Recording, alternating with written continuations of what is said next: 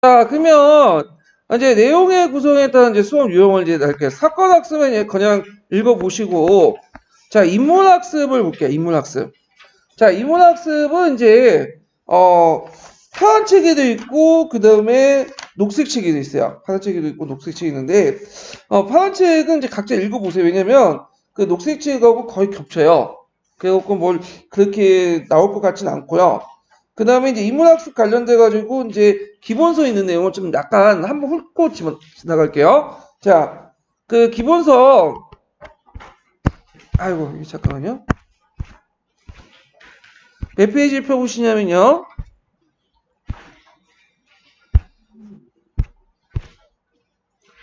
그 1163페이지 펴보세요.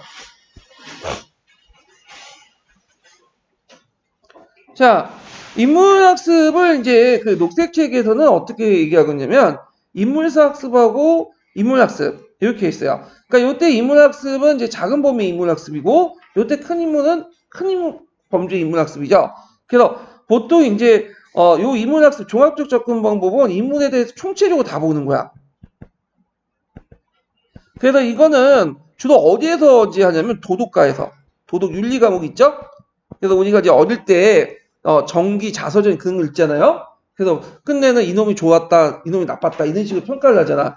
이럴 경우에는 뭐냐 도덕 윤리적인 측면이에요. 근데 이거는 역사학에서 이제 안 하고 주로 이제 역사학에서는 인물사 학습을 얘기해요. 그래서 이건 인물의 역사를 하는 건데, 자 그것도 이제 세 가지가 있어요. 행위 결정 분석 모형. 이걸 또 분석적 접근 방법이라고 해서 노란책은 그렇게 부르거든요. 두 번째는 정기 자서전 측면. 그 인물을 통해서 그 인식, 그 당대의 인식 세계와 시대 문화를 이해하는 방법. 세 가지가 있어. 예. 그 중에 제일 중요한 게 이거죠. 행위결정 분석 모형. 그래서 이 행위결정 분석 모형은 드레이의 그 합리적 설명 이론 있죠. 이 드레이의 합리적 설명 이론과 연결돼 있어요.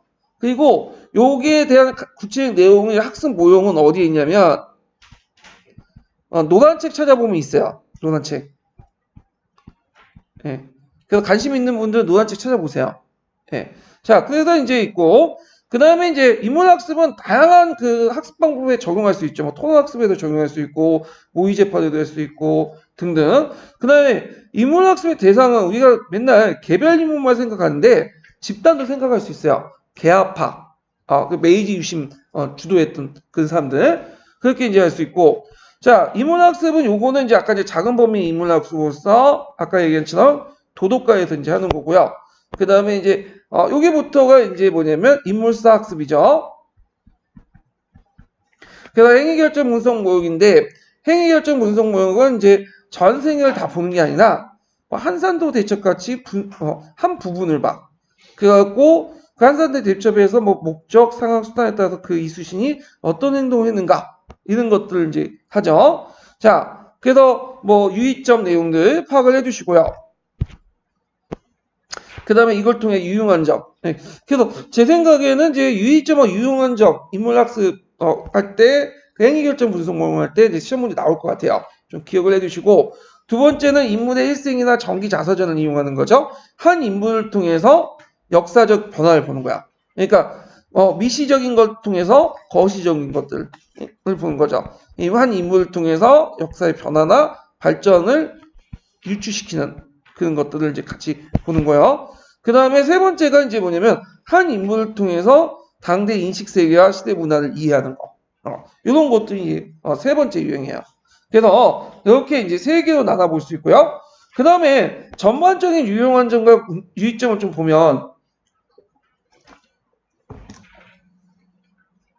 자, 사회에는 생생한 역사를 이해할 수 있고 초체감과 감정이입을 할 수 있다. 예. 그래서 이제 뭐하고 좀 약간 헷갈릴 수 있냐면 역할극과 헷갈릴 수 있어. 그래서 역할극하고 인문학습을 이제 구분하는 방법은 내용에 따라서 접근하느냐, 그 다음에 아니면 교수학습 방법에 따라 접근하느냐, 이게 이제 초점이죠. 그래서 교수학습 방법에 따라 접근하면 역할극이 되는 거고 내용으로 접근하면 어떻게 되는 거야? 인문학습이 되는 거야. 예, 이거 구분하시고. 자, 그 다음에 전반적 유의점 이거 꼭 기억을 해두셔야 돼요. 자, 시대적 배경이나 사회적 조건을 도외시해서 안 된다. 그 영웅 중심적인 어떤 역상을 하고, 그 다양한 부분에서 인물을 선정할 필요가 있고요. 그래서 전반적으로 이제 유의점 뭐냐면 한 인물을 볼 때 두 가지 측면 동시에 봐야 돼. 하나는 그 인물의 성향, 뭐 동기 같은 개인적인 측면 있죠? 이걸 이제 접근해야 되고, 두 번째로는 그 인물이 처해져 있는 구조적인 상황 있죠? 맥락이나. 그래서 어떤 구조나 맥락을 같이 봐야 돼. 그래서 두 가지를 적절하게 균형해야지 너무 한쪽에 치중해서는 안 돼요. 이걸 기억을 해두셔야 돼요.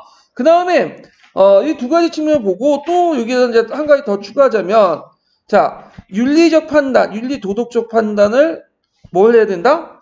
지양해야 돼. 지향이 아니라 지양해야 돼. 지양.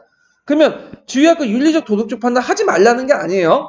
어차피 인간들은 그 인간 역사를 보면 할 수밖에 없어. 그 나쁜 놈은 시틀 나쁜 놈이라고 가지고 뭐라고 해. 그렇지만 그렇게 하다 보면 어떤 문제점이 있냐면 역사를 제대로 파악할 수가 없는 거야.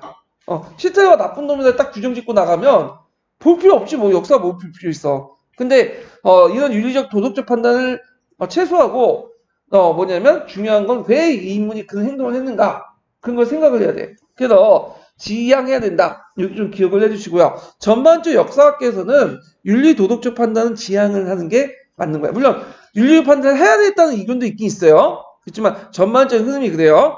자, 그래서 이런 것들 좀 기억을 해두시는 게 좋을 것 같아요. 그래서 윤리 도덕적 판단은 하지 말 거, 지향하지 말 거, 지향할 거, 네, 지향할 거, 지향이 아니라 판단하지 말 걸 하면 좀 그러니까 이걸 지향 이렇게 쓰시면 되겠네. 네. 윤리적 도덕적 판단 지향해야 된다. 이렇게. 자, 그래서 이제 전반적인 내용들 이제 바꿔 녹색책 이제 내용을 볼게요. 자, 녹색책 그 앞부분은 이제 뭐냐면 인물학습하고 인물사 학습을 이제 구분하는 내용이 있는데, 그래서 이제 인물사 학습은 인물에 대한 역사고 인물학습은 인물에 대한 학습이다. 그래서 이제 보통 우리가 역사학에서 하는 것은 인물학습이 아니라 뭐죠? 인물사 학습이다. 그래서 인물사 학습은 이제 세 가지로 이제 또 구분하고 있고요. 자, 그러면 첫 번째로 볼 게 인물학습을 보죠. 자, 여기서 인물학습이라는 것은 작은 범위의 인물학습이에요. 윤리 도덕가에서 하는. 그래서 인물학습은 역사적 인물의 생애나 인간상, 의지, 고뇌, 업적, 생물련, 인물이 지닌 도덕적 윤리적 가치관이나 인생관을 파악하는 순수한 인간 탐구의 그 목적이 있다. 그래서 도덕적 윤리적 판단, 이게 핵심적인 거죠. 그래서 이걸 이제 뭐냐면 종합적 접근 방법이라고 해요. 종합적 접근 방법. 노란책이 있는데 종합적 접근 방법. 자, 예를 들어 이순신을 예를 들면 이순신이 태어날 때부터 살아온 과정들 다 보는 거야. 그 결론은 이순신은 국가를 위해서 뭐냐면 대단한 사람이다. 애국자다. 그래서 도덕적 판단을 딱 내리는 거야. 자, 이걸 뭐라고 할까요? 종합적 접근 방법. 근데 나중에 얘기한 분석적 접근 방법은 이순신의 모든 생애를 다 본 게 아니에요. 이순신 한 단면만 봐. 예를 들어 한산도 대첩. 그래서 한산도 대첩 때 이순신이 자기의 그때 목적, 상황, 수단에 따라서 어떻게 의사결정했는가, 이런 걸 보는 것이 두 번째인 뭐예요? 그 행위결정 분석 모형이에요. 이걸 분석적 접근 방법이에요. 그건 윤리적 도덕적 판단 아니죠? 이거는 의사결정 과정, 이런 것들을 보는 거. 그렇지만 여기에서는 전반적으로 다 본다. 자, 이러한 인문학습은 역사에 국한하지 않고 학문의 경과를 벗어나 통합적인 접근한다. 주로 어디에 많이 쓰인다? 윤리학. 그러니까 경사일체적 교육관? 이렇게 이제 비슷하죠. 경사일체. 예. 자, 그래서 인문학습의 순수하게 역사 이해 목적이라기보다는 이 인문을 통해 윤리교육, 인문교육을 하는 측면이 집권하기도 한다. 그래서 이제 이렇게 해서 이제 인문학습 접근법에 대해서 쭉 있는데, 요건 각자 보세요. 요거는 그래서 뭐 인문학습 접근법에 갖고 뭐 쭉쭉 있는데, 요거보다 이제 이게 중요한 게 아니라 두 번째가 중요하니까 요런 게 있구나 하고 넘어가시면 돼요. 요거는. 자, 뒷장 넘어가서 둘째부터 보자. 둘째. 자, 이게 되게 중요해요. 이게. 여기부터가 뭐냐면 인물사 학습이야. 인물사 학습은 세 가지로 나눈다겠죠? 세 가지 유형. 그 중에 대표적 유형이 두 번째 유형이야. 인물의 행위 결정 분석 모형을 이용하는 건데, 자, 이거는 뭐하고 연결됐다고 했죠? 드레이의 합리적 설명 이론하고 연결돼 있어요.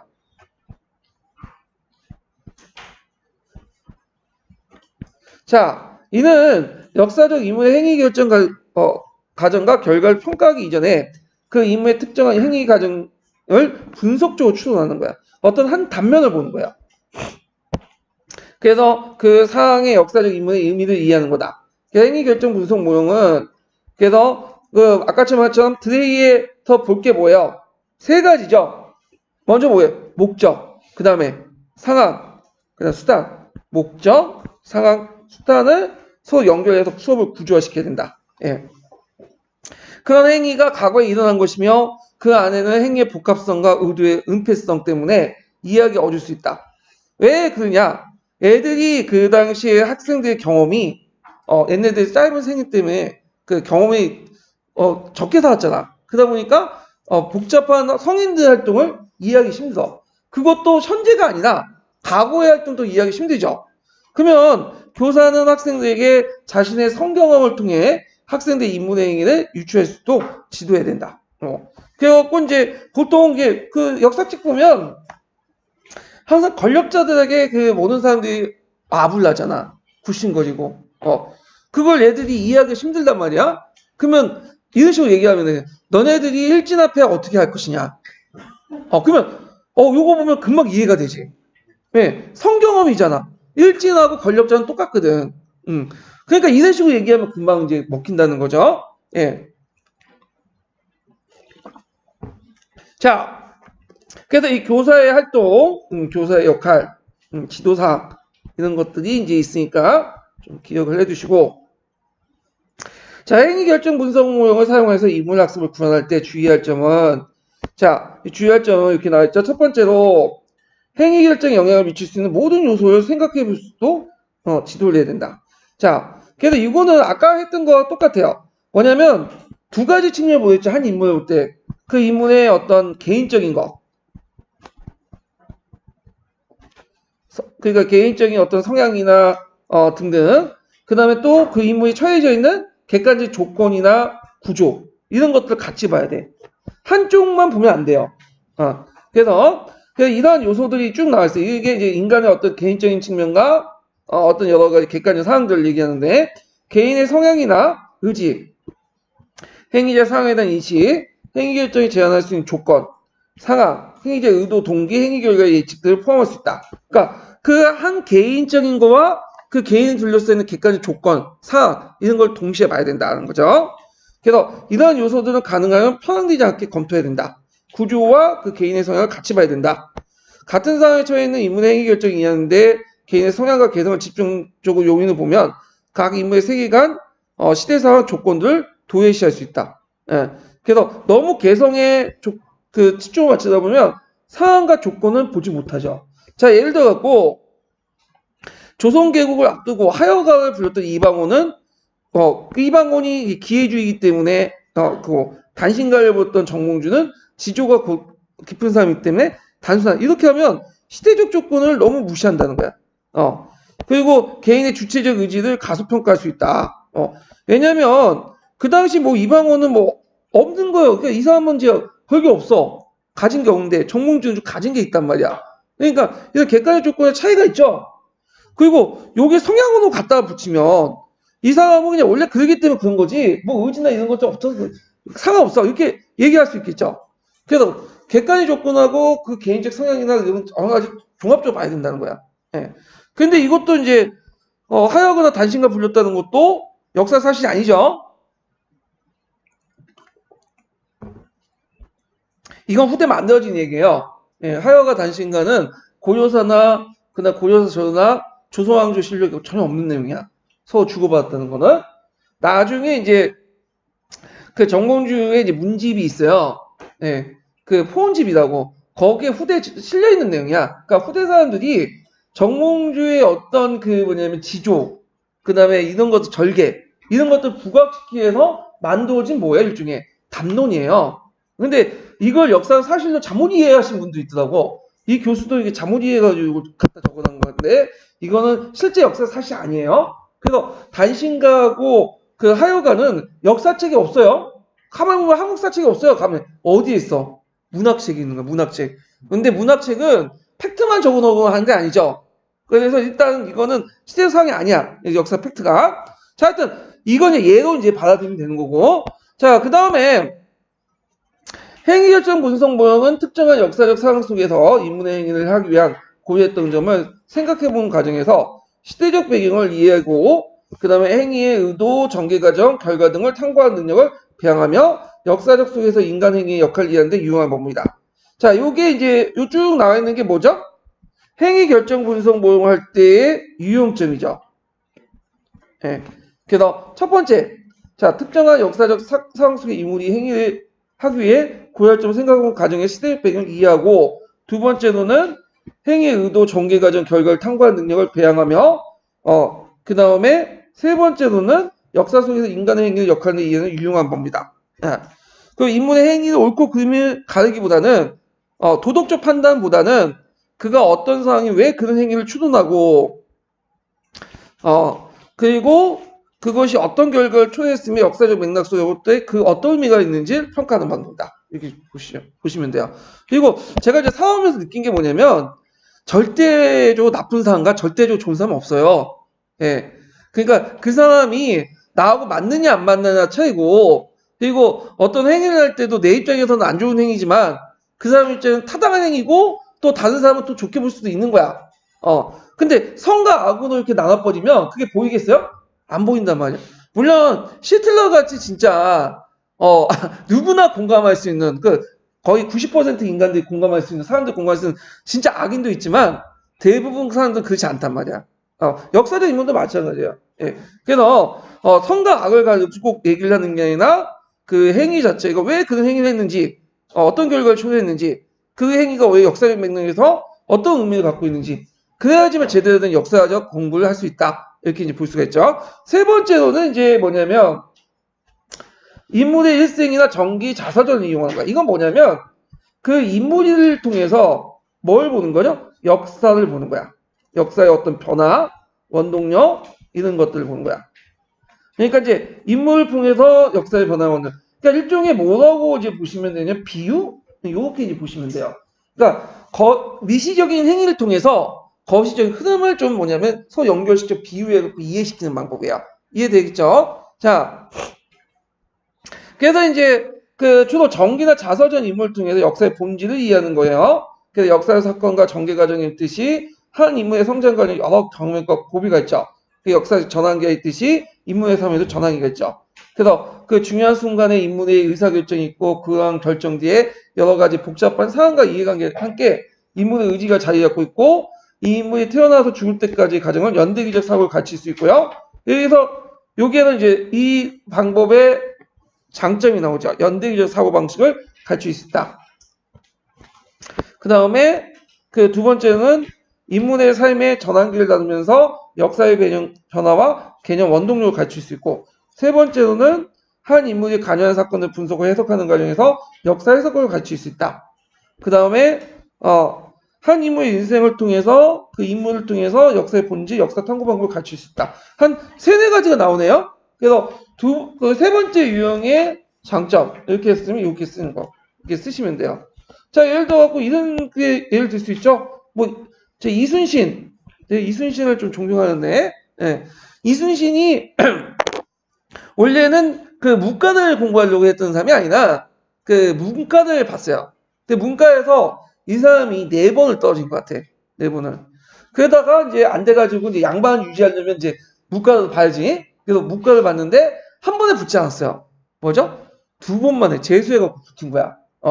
그래갖고 있는데 그때 만약에 이순신이 절망을 해서 애 때려치고 그냥 벗어나고 살겠다면 역사가 달라질 수 있죠.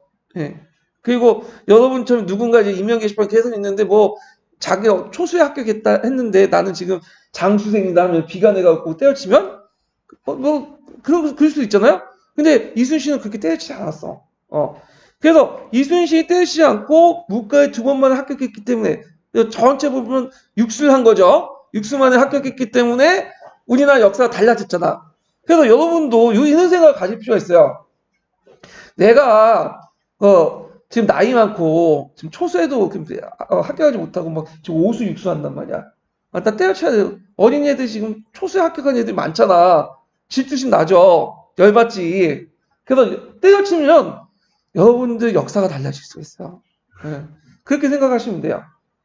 뭐냐면 남들이 그렇게 하는 소수에 붙고 어린 나이에 붙는 게 중요한 게 아니라 일단 내가 붙고 나서 뭐냐 사람들에게 어떤 영향을 준 게 중요한 거야. 첫 번째 이순신이 6번에 붙는 게 그 기억이 남아요? 우리는 이순신 뭘 기억하죠? 한산도 대첩, 명란 대첩. 그게 여러분들 교사가 돼갖고 애들한테 영향을 주고 그다음에 애들한테 많은 사람들 훌륭한 제자들 키우는 게 기억에 남는 거지. 여러분들 임용시험에 몇 번 붙는 게 그게 중요한 게 아니라는 거지. 마찬가지 역사도 몇 번의 실패와 좌절을 통해서 뭐냐면 그 이루한 결과가 결국엔 성공을 이룬다. 많은 사람들이 영향을 줄 수 있다. 이런 식으로 이순신의 생에서 역사를 끌어내면 어떻게 되는 거야? 이 두 번째 유형에 속하겠죠. 자, 그 다음에 네 번째는 뭐냐? 그 인물을 통해서 당시 사람들의 정신세계 또는 그 시대의 문화를 이해하는 방법이다. 왜냐하면 한 인물이라는 게 사회와 동떨어져 있는 게 아니죠. 그 개인이라는 것도 그 인물도 시대의 산물이야. 자, 예를 들어 이제 그 스페인 지배자였던 정복자였던 그 피사르나 코르테스 같은 사람들 그 인물을 통해서 그 당시 스페인의 어떤 그 정책들 그리고 스페인의 어떤 사고방식들 사유방식 이런 것들을 알 수 있는 거죠. 예, 이렇게 이제 할 수 있는 것이 네 번째 유형이죠.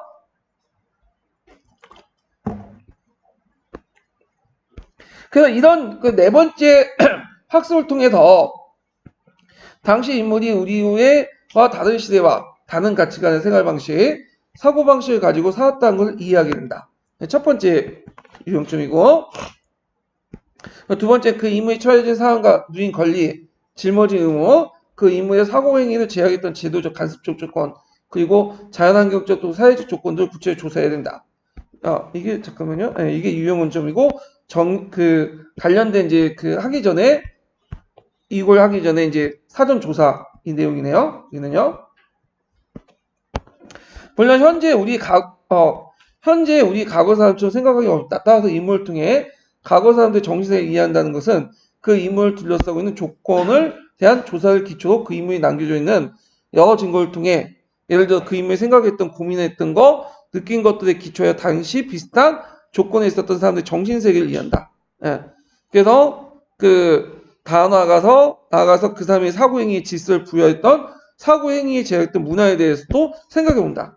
그래서 어떤 인물은 이때 그 인물이라는 것은 사회와 동떨어지지 않기 때문에 사회 속의 그 인물이죠. 그래서 그 사람의 판단도 개인적 판단이 아니라 항상 사회문화적 판단이 들어가 있는 거야. 그래서 나중에 2000년 뒤에 사람들이 여러분의 한 인물을 딱 뽑아가지고 일기를 보고 예를 들어서 임용일기 발견했어. 그래서 임용일기나 이런 걸 보고 딱 읽으면서 그 사람을 연구할 때 그 사람뿐만 아니라 그 당대 사람들 알 수 있겠죠. 왜 그 임용을 보면서 이렇게 공부를 하면서 할까? 그러면 혼자만의 결정이에요, 그게?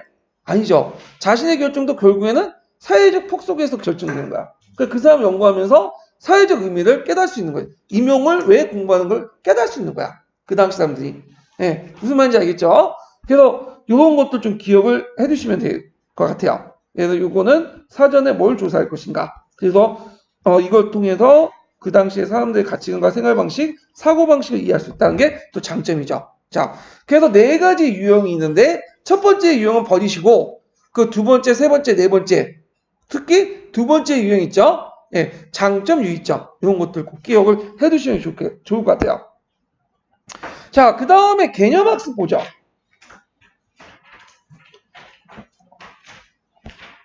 자, 개념학습은 어디에 있냐면 이제 여기 녹색 책에도 있지만 파란 책에도 있어요.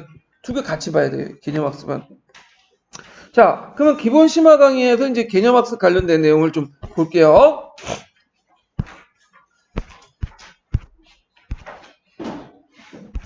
자, 몇 페이지 펴보시냐면요. 1161페이지 펴보세요. 1161페이지. 자, 개념학습은 이거는 이제 역사학습 소재 중에 어디와 연결시켜 보냐면 개념과 연결시켜 봐요. 개념. 그래서 이제 역사학습의 소재 중에 그 개념 있죠? 사실, 개념, 일반화, 이론. 예, 많이 겹쳐 있어. 이 내용이. 자, 그러면 이제 보통 개념은 이제 우리가 이제 여기 보면 의미와 구성을 보면 자, 보통 역사학습의 개념 구성은 두 가지가 있죠. 속성하고 사례. 여기 두 가지로 구성되어 있다고 했죠. 근데 이 개념학습에서는 이거 외에도 속성과 사례 외에도 플러스 알파가 있어요. 예. 그 내용을 이제 보면 자, 먼저 정형적 사례와 구체적 사례가 있어. 예. 일반적 사례와 그 구체적 사례. 자, 일반적 사례는 시민혁명이야. 예. 정형적 사례는. 구체적 사례는 그 시민혁명과 관련된 프랑스 혁명, 영국의 청교도혁명이야. 예. 그래서 사례를 좀 더 구체화시킨 거죠. 예. 사례를 두 단계 나눈 거죠. 그래서 이제 있고 외연적 저희의 사례를 좀 하고 그 다음에 속성하고 우리가 보통 사례도 이렇게 나누잖아요. 근데 개념학습에서는 속성하고 구조도 따나. 그러니까 속성과 사례를 나눈 것도 있지만 속성과 구조 이렇게 두 가지로 나눌 수 있다. 그래서 속성과 구조를 동시에 학습해야 된다. 자, 그러면 여기에서 이제 속성이 뭐고 구조가 뭐냐? 자, 여기 보면 속성은 내재적 의미죠. 속성은 내재적 의미들 말해요. 내재적 의미. 근데 구조라는 것은 예전에 제가 얘기를 했죠. 구조는 뭐라고 했죠? 구조는 눈에 보이는 거와 눈에 보이지 않는 것들을 합칠 때 우리는 구조라고 해요. 그래서 그때 이제 남색책 구조 설명할 때 뭘 예를 들었죠? 신학을 예를 들었죠. 신학을 보면 이제 눈에 보이는 건 뭐예요? 유영훈, 박제가 뭐 등등등 이익이나 그 눈에 보이지 않는 거는 후대 사람들이 중상주의, 중농주의, 뭐 시락 이렇게 구분하잖아. 마찬가지로 그 신학 사상을 눈에 중농주의, 중상주의로 이렇게 분류하고 중농주의자는 유영훈, 이익, 정양훈이다. 이 구조야. 중상주의, 중농주의는 뭐와 연결되죠? 눈에 보이지 않는 거. 네, 이렇게. 그 다음에 유영훈, 이익, 정양훈은 눈에 보이는 거. 이해되시겠죠? 네. 그래서 이렇게 나누는 것도 있다. 그러니까 속성과 구조 나눈다. 그러니까 우리가 보통 이제 그 사례 속성 이렇게 나누지만 그 속성하고 구조도 동시에 이렇게 나눌 수 있다. 여기 좀 기억을 해주세요. 두 가지로 구성되어 있다. 자, 그 다음에 이제 여기 또 보면 이제 핵심적 개념과 도구적 개념이 있어요. 그래서 뭐 핵심적 개념과 도구적 개념은 예전에 개념할 때 좀 얘기를 할 텐데 뭐 핵심 개념은 역사 이해를 할 때 반드시 학습할 수 있는 개념. 도구적 개념은 그 역사 이해와 직결되지 않지만 그 개념에 대한 이해 없이는 역사 사건이나 형상을 이해하기 어려운 개념들. 예, 그런 것들을 이제 있고요. 그래서 이제 핵심 개념은 역사와 관련된 거고 도구적 개념은 역사와는 관련돼 있지 않지만 역사를 이해하기 위해서는 좀 필요한 개념들. 이걸 도구 개념이야. 여기에서 정의내기는. 그 다음에 그 개념할 때도 이제 있지만 개념 학습의 목적은 개념 자체가 아니에요. 뭐죠? 개념을 통해서 뭘 이해하는 거죠? 역사를 이해하는 거야. 구체적 역사를, 사례를 이해하는 거야. 예. 그래서 이제 개념학습 특징들, 요거는 개념하고 거의 비슷해. 그래서 그 개념이라는 건 새롭게 정의내고 추론 해석하고 정의 내리는 사람에 따라서 독특한 개념과 중거 속성이 달리 해석하고 같은 시기, 사회에 대해서 의미 속성이 달리 정의 내릴 수 있고요. 그 다음에 하나의 개념을 포함할 때 역사 사건의 사용에 따라서 다르게 정의하고 그 다음에 역사적 사례가 포함되면 개념 정의가 더 복잡해야 돼. 그래서 요게 그냥 예를 들게요. 여기에서 제가 이제 예를 한번 들어봤어요. 자, 고정되어 있는 것이 아니라 계속 새롭게 정의되는 것은 자, 임나일본부를 보자. 임나일본부 예전에 뭐와 관련된 거라고 했죠? 일본 애들 주장하기는 한반도 남쪽을 지배한 식민지 기구다. 근데 관련된 가야 지역에 그 일본 관련 유적이 관련 사실이 없고 왜냐면 임나일본부를 지배했으면 유적이 나와야 될 거 아니야. 근데 없고 그다음 일본 서기에 임나일본부 주의 어사지 외교사절단 있고 그래서 등등을 볼 때 임나일본부의 의미는 그 한반도 남쪽에 뭐냐면 통치하는 기구가 아니라 그냥 외가 파견한 사절단에 불과하다. 그래서 이게 그 새로운 증거들을 계속 찾아가면서 새로운 의미를 계속 추론하고 해석하는 거죠. 이런 것도 있고요. 그 다음에 개념학습을 할 때 이제 정의하는 사람은 각기 다르게 해석할 수 있어. 자, 흥성대원군의 외교 정책을 예전에 뭐라고 했죠? 세국 정책이라고 했죠. 근데 최근에는 그렇게 안 쓰죠. 통상 수교 거부 정책이야. 세국 정책이라는 누구 입장이 온 거예요? 그 우리나라를 개항시키려는 서양의 입장이 온 거예요. 일본의 입장에서. 근데 통상 수교 거부 정책은 누구의 입장이 온 거죠? 우리의 자주적 입장이 온 거예요. 개항을 할지 안 할지는 우리가 결정하는 거지 그쪽이 결정하는 게 아니잖아. 지금도 그렇지만. 같은 개념이다 시대, 시기, 사회에 따라서 의미와 속성이 다르죠. 고려시대 백정, 조선의 백정 다르죠. 그래서 고려의 백정이라는 건 뭐야? 여기 백자를 백백자를 읽으면 안 되죠. 이때 백자는 이렇게 백백자가 아니라 없을 백자야. 그래서 특정한 직역을 짊어지지 않는 남정네를 백정이라고 하고, 요 조선시대 백정은 소잡는 하척들을 얘기해, 고려시대 때. 최근에 제가 보니까 이제 인명 게시판을 보니까 어저께인가? 그 국영수 갔더니 얘네들 백정같이 논다. 이때 백정은 국영수 애들을 의미하는 거야. 그러니까 백정의 의미가 시대에 따라 달라져. 예, 그거는. 자, 그 다음에 하나의 개념에 포함될 수 있는 역사의 사건들 사회에 따라 다르게 정의하죠. 예를 들어서 신해혁명 공산당에서 부르주아혁명을 본데 반해서 국민당은 부르주아뿐만 아니라 농민까지 전 계층이 참여하는 혁명이다. 이렇게 해석할 수 있고, 그 다음에 새로운 역사를 포함하게 되면 개념의 정의가 더 복잡해야 돼요. 그래서 청교도혁명, 프랑스혁명, 미국의 독립혁명, 시민혁명, 신석기혁명, 산업혁명 등등은 변화. 점점 변화가 어떻게 사례가 많아지면서 그 내포하고 있는 정의가 어떻게 해요? 달라지죠. 예. 그래서 이런 것들. 그래서 사례가 많아지면 정의가 달라져요. 내포하는 정의가. 예, 이런 것들 좀 같이 기억을 해두시면 돼요.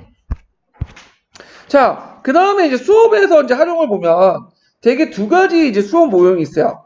되게 개념화 과정과 5개념 드러내기 있는데, 개념화 과정은 이제 파란 책에 있는 거예요. 파란 책. 5개념 개념기는 녹색 책이 있어요.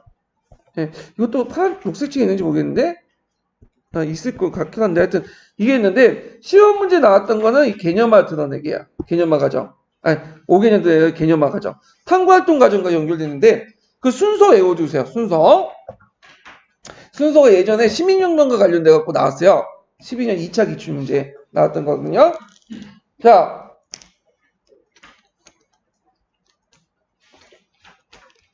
순서를 보면, 자, 역사적 사건이나 상황에 대해 문제를 제기하고요.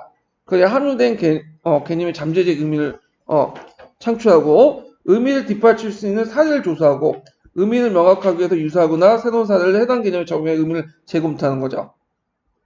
자, 예를 들어 흥성대원군은 이건 제가 이제 예문을 만든 거예요. 개혁 정치는 성격은 근대의 성격 다르다. 그래서 그 나름대로 문제 제기를 했죠. 그러면 거기에서 이제 사례를 이제 조사해서 그걸 속성과 확인해야겠죠. 보호법이나 경복궁주인권, 서원정리 등등은 백성을 위해보다는 왕의 권위가시, 왕권 가르침이 크다. 그래서 그 속성을 이제 해서 흥성대원군은 근대적 성격과 다르고 정근대적 어떤 개혁이다. 그래서 이런 흥성대원군이 정근대적 개혁이라는 것을 또는 명확하게 해서 그 유사한 것들을 찾아서 보면 되겠죠. 그래서 조선시대 세종 때 개혁, 영조 때 정조 때 개혁, 그래서 공민왕 개혁 다 어디죠? 정근대적 속성에 확인하는 거죠. 그래서 3단계로 나눠져 있다. 문제를 제기하고 그다음에 관련된 사례를 조사 속성 확인하고 그다음에 외연을 확장시켜갖고 그 유사한 개념들을 서로 적용하는 거. 또 외워두세요. 그러면 이런 개념화 과정을 통해서 탐구활동을 가지고 어떤 유형이 있느냐? 개념의 속성을 기수하고 속성 간의 관계를 발견하고 사회적 공통된 요소를 분류해서 개념을 새로운 사회에 적용할 수 있는 거 등등 이런 것도 있어요. 자, 그냥 5개념 드러내기는 이제 뭐냐면 요것도 이제 탐구학습과 연결돼 있어요. 또 예, 그래서 5개념은 뭐냐면 기존에 알고 있던 것들을 새롭게 해서 자극시켜가지고 잘 제시하고 바꾸게 하는 거.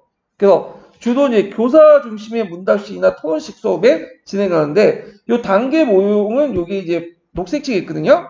그래갖고 5개념 드러내기, 사대 제시, 과제 수행, 직관을 통해서 보였던 5개념 갈등 단계 확인하고 모순 토론하고 개념의 사례를 적용해서 강화식 등등 있는데 제가 이제 구체 예문을 이렇게 만들어놨어요. 구체 예문은 녹색책에 있는 게 아니라 저와 관련된 제가 만든 예문인데 학습과제 제시해서 이제 일단 고려국의 신진사대부 이렇게 제시했어. 그래서 이제 신진사대부는 고려후기 때 권문세력과 대입된 혁신세력이다. 이렇게 이제 가설 설정했어요. 그래서 자료를 먼저 제시해. 그래서 사대부의 그 당시 의미와 사대부의 친원적, 현실타협적 사례를. 그러니까 우리가 사대부는 뭐라고 생각했죠? 혁신세력이고 반원적이다 생각했는데 친원적인 모습도 보여. 현실타협적이고. 안 맞죠? 그러면 얘들이 이제 어떻게 돼서 갈등을 일으켜 막. 자신이 가지고 있는 선행 개념하고 그러니까 이게 잘못된다는 모개념인가 이제 알면서 막 하죠. 그러면서 나름대로 이제 갈등당의 가설 이제 해가지고 해결 단계에서 토론을 해. 그래서 이제 토론을 통해서 충북 이전의 단계와 이후의 신진사대 구분해서 이후의 사대부만이 우리가 알고 있는 혁신세력이고 뭐냐면 반원적이다 알게 되는 거죠. 그러면서 이제 이걸 적용하는 단계죠. 예. 뭐하고 약간 비슷해요. 동화, 조절, 평형. 요번 단계를 거치는 게 5개년 드러내기야. 그래서 요거는 시험 문제 안 나왔긴 했는데 요 단계와 관련돼 갖고 한번 나올 것 같긴 해요. 딱 느낌상. 자, 그래서 이제 이런 것들 이제 좀 기억을 해주시고 뭐 유의점은 개념은 잠정적, 가변적, 다층적이야. 이 말은 뭐냐면 정해진 개념이라도 이게 자연과학적으로 딱 정해진 게 아니야. 결론이. 그래서 새로운 증거가 나타나면 어떻게 돼요? 계속 바뀌는 거야. 이게 잠정적이죠. 그리고 가변적이고 그다음 다층적이라는 뭐냐면 그 개념 안에는 여러 의미가 들어가 있을 거야. 우리가 그래서 한 번에 설명을 학습하는 것이 아니라 새로운 사례가 제시하여 개념을 정할 때 수정할 수 있는 기회를 제공해 줘야 된다. 그래서 개념 학습할 때 이거는 이제 요거와 관련돼 갖고 5개념 드러내기가 관련돼 갖고 좀 기억을 해주시면 될 것 같아요. 자, 그래서 이제 이렇게 해서 한번 개념 관련된 내용들을 이제 봤는데, 자, 그러면 잠깐 이제 개념 학습과 관련돼 갖고 먼저 파란 책 내용을 이제 볼게요. 자, 파란 책 몇 페이지 표시냐면 180페이지 펴보세요.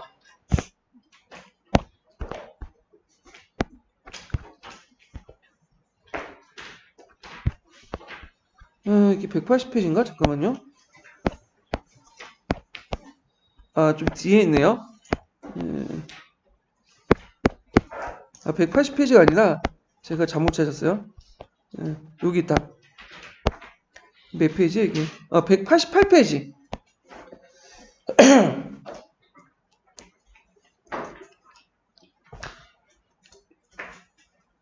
자, 여기에 보면 이제 역사 개념에 대해서 이제 나오고 있고요. 그 다음에 개념에 대해서 이제 그 개념을 어떻게 나눌 것이냐 가지고 이제 하는데, 개념 아까 정형적 사례와 뭘로 나눈다 했죠? 구체적 사례로 나눈다 했죠? 그래서 정형적 사례는 우리가 이제 시민혁명, 구체적 사례는 그 하위 개념인 뭐 여기 프랑스 혁명, 뭐 청교도 혁명 등등 이렇게 있고, 또 개념은 실체와 구조로 나눠요. 속성과 구조. 그래서 속성은 이제 뭐냐면 뭐 신학은 뭐 근대적 개혁 사상이다 이런 것도 있고, 구조는 신학은 중상주의, 중농주의, 거기에 누영은 이런 사람들이 있다 이런 식으로 이제 나누는 게 구조죠. 자, 그래서 이제 이런 두 요소가 있다. 그 다음에 이제 여기 보면 개념이라는 것은 그 사회과학적 요소도 되게 많다. 개념도. 예. 그 다음에 있는 것도 있고요. 그 다음에 쭉 넘어가서 요 뒤에 부분은 이제 그 녹색책에 있으니까 좀 보시면 되고, 쭉쭉 넘어가서 이제 뭘 보냐면 개념학습 이제 개념화 단계를 이제 보셔야 돼. 여기 이게 예전에 기출에 나왔던 거야. 자, 먼저 개념화 과정은 첫 번째가 뭐냐면 개념학습은 역사의 사건이나 상황 속에 의문을 질문을 제기하고 거기에 함유된 개념의 잠재적 의미를 창출하는 것부터 시작한다. 그리고 이 첫 번째 단계고, 두 번째 단계는 그 의미를 뒷받침할 수 있는 사례를 조사해 개념을 상징하는 속성을 확인하고요. 예. 그 다음 세 번째는 뭐냐면 개념의 의미를 좀 더 명확히고 확대하기 위해서 유사하거나 새로운 사례를 해당 개념에 적용하여 의미를 재검토한다. 제가 이제 흥성대원군 예명을 들었죠. 요거 이제 연결시켜서 이제 보시면 되고, 그 다음에 그 12년 기출문제에 시민혁명과 관련된 게 있어요. 2차 기출에. 그것도 같이 찾아서 한번 보세요. 예. 자, 이런 개념은 요렇게 이제 3단계 되는 개념은 무슨 활동에 속하죠? 탐구 활동에 속해요. 그래서 학생들은 각자 자신의 의미의 개념화 작업을 통해서 교사는 학생들의 이해 분석과 분석 과정을 돕는다. 학생들은 각자 자신의 의미로 개념화 작업을 하면 교사는 학생들의 개념 이해와 분석 과정을 돕고요. 그 다음에 학생들은 개념을 속성을 기술하고 속성들의 관계를 발견하며 사대적 공통 요소를 분류하고 학생의 역할이죠, 지금. 첫 번째 역할. 두 번째로는 개념을 새로운 사례에 적용해 기존의 속성을 의미하거나 확인하기 수정함으로써 개념을 분명히 명확히 한다. 그래서 이렇게 이제 학생의 역할이나 유용점, 역할과 유용점, 이렇게 볼 수가 있네. 자, 그래서 학생의 역할과 유용점 두 가지 외워두세요. 학생들은 개념과 속성을 기술하고 속성들 간의 관계를 발견하며 사례의 공통 요소를 분류하고요. 그 다음에 개념을 새로운 사례에 적용해 기존의 속성을 의미하고 속성과 의미를 확인하거나 수정함으로써 개념을 명확히 한다. 이렇게. 자, 그래서 이제 있고, 그 다음에 이제 요 밑에 있는 내용 각자 보세요. 이거는. 이렇게 보시고, 요 정도. 자, 그러면 이제 다시 돌아서 이제 녹색책 한번 내용 볼게요. 자, 뭐 녹색책도 이제 거의 비슷비슷해요. 그래서 개념은 이제 뭐 공통된 속성의 아이디어다 뭐 이런 거는 이렇게 있고, 그 다음에 이제 쭉 넘어가서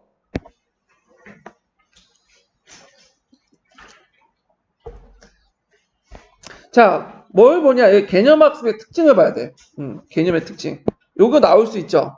왜 나오냐? 첫째, 둘째, 셋째 이렇게 나오면 거의 대부분 나온다고 보면 돼요. 채점만 편하니까.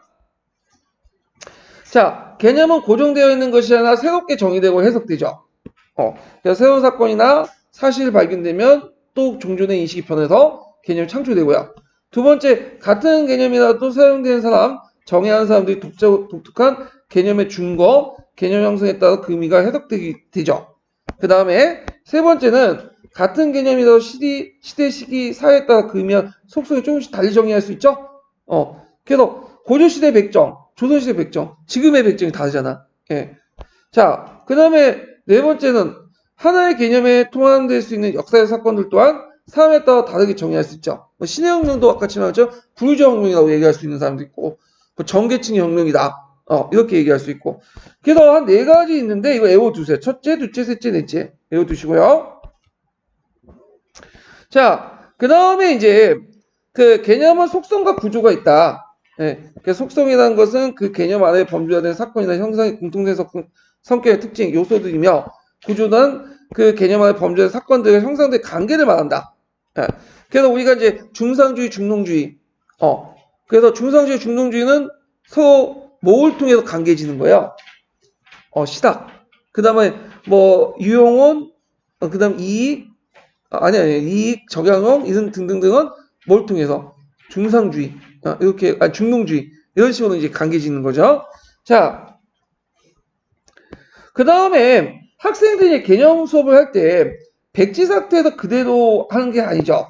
뭐 종래 학교 수업에서 듣거나 아니면 뭐 TV에서 보거나 드라마를 보거나 등등 하면서 좀 사전 지식이 있어. 근데 사전 지식 중에 상당수가 또 뭐가 많을까요? 5개념이 많아. 5개념. 우리가 이제 그 구성주의 할 때 그래서 뭐 5개념이 있으면 이 5개념 드러내기는 이 5개념을 뭐냐면 해결해야지. 바르게 이제 제시를 해야 될 거냐. 그래서 5개념 드러내기를 시작해서 갈등 단계, 문제 해결 단계를 거치면 수업이 가능하다. 그래서 수업 모형이 있죠. 그 단계 외워두세요. 자, 첫 번째로는 학습 과제를 제시하고, 직관 단계. 요때 직관 단계 때 뭐죠? 5개념 드러내기. 그 다음에 자료를 제시하고, 갈등 단계에서, 그 다음에, 해결 단계, 적용 단계. 그 순서들 외워두시는 게 좋을 것 같아. 그러면 다른 것은 뭐 좀 어렵다고 해도 그 내용들 중에 5개념 드러내기를 하는 단계는 어디다? 직관 단계. 그래서 제가 예문을 또 들었죠? 예문을. 그래서 그 예문과 관련돼서 이제 연결시켜서 보시고, 여기는 이제 저도 다른 사람 거 이제 스캔했는데 정보 강조 또 했네. 자, 그래서 이제 해가지고 이렇게 있고요. 그 다음에 이제 이러한 방법은 학생들의 인지 갈등을 자극하고 호기심을 유발하여 전략을 사용한 것이고 적극적 사고 유도 방안이다.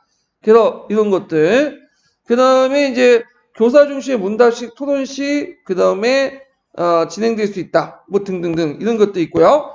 그 다음에 여기는 뭐 개념 학습할 때 개념의 순위가 있는데 핵심 개념하고 도구적 개념을 분류 변조한다. 아까 말했던 핵심 개념이라는 것은 뭐와 연결되냐면 그 역사적 그 상황과 연결되는 거야. 네. 그래서 시민혁명, 민주주의, 4대부 호적, 신사. 그래서 이거는 발견법을 통해서 이제 해야 된다. 이런 내용이 있고요. 도구적 개념은 역사 자체보다는 하나의 이해 수단이야.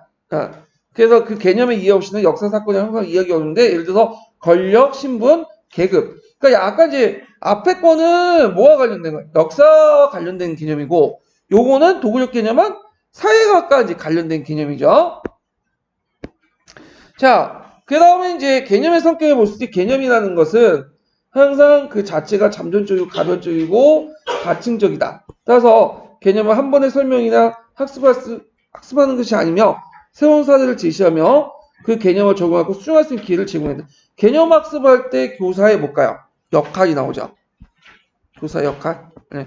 그래서 이렇게 해가지고 개념 학습을 봤어요. 그래서 개념 학습은 앞에서 이제 개념의 소재 개념하고 거의 겹쳤다고 보시면 되는데, 요게 좀 두둑이 게 뭐냐면 개념 학습 모형이에요. 그래서 이제 노란 책에 그 파란 책에서는 개념 학습 모형을 개념화 과정 3단계 예전 기초에 나왔던 거고, 여기에서 이제 녹색 책에서 개념화 과정은 5개념 드러내기 요 모형이죠. 그래서 두 개 모형을 같이 좀 알아두시는 게 좋을 것 같아요. 그래서 이렇게 있고, 그 다음에 또 이제 녹색 책에 좀 알아둘 게 뭐냐면 개념의 어떤 특징도 있죠. 4가지. 이것도 이제 같이 알아주세요. 자, 그래서 이제 이렇게 있고, 그 다음에 이제 볼 게 뭐냐면, 주제학습이죠. 주제학습. 네. 주제학습도 이게 은근히 시험 문제 나오더라고. 네, 주제학습도. 네. 그래서 주제학습도 이걸 녹색책하고 파란책 같이 봐두셔야 돼. 자, 좀 주제학습 보기 전에 기본 심화 강의 부분에서 이제 좀 보고 주제학습으로 넘어갈게요. 자, 기본 심화 강의 어디는 1165페이지 펴보세요. 1165페이지. 주제학습도 기초에 좀 많이 좀 언급된 부분이에요. 그래서 이번 나올 때가 됐어요. 이 주제학습도. 자, 그럼 주제학습을 볼게요. 자, 주제학습의 개념은 단위나 역사사실이나 개념, 사건이 아니라 보다 강범위나 역사형이나 문제를 학습 내용으로 다루는 그래서 주제를 설정할 때 문제의식이 먼저 성행해야 된다. 이렇게 있는데, 요거는 이제 좀 약간 남색책, 녹색책하고 파란책이 좀 약간의 어폐가 있어.